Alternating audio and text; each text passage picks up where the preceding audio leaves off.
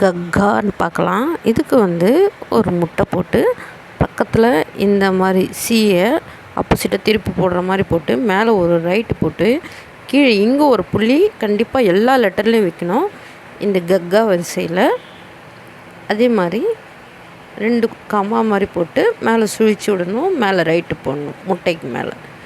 அதே மாதிரி தான் இப்படி போட்டு மேலே ஒரு ரவுண்டு மாதிரி போட்டு கீழே இழுத்து விடணும். கீழே புள்ளி வைக்கணும். ஐயோ 2வது லெட்டரில் நான் புள்ளி வைக்க மறந்துட்டேன். அதுக்கப்புறம் மேலே காக்கு மேலே கொம்பு மாதிரி இழுத்து விடணும். கீழே புள்ளி வைக்கணும். குக்குக்கு கு கு ஜிஹெச் கு அதுக்கு ஒரு முட்டை போட்டு கீழே புள்ளி வச்சு 2 கம்மா. இதில் 3 கம்மா மேலே ஒரு ரைட்டு கூ. இதுக்கு ஒரு முட்டை போட்டு பக்கத்தில் 2 இந்த மாதிரி 3 போட்டு ஒரு கோடு போட்டு சுழிச்சு விடணும். மேலே ரைட்டும் போடணும்.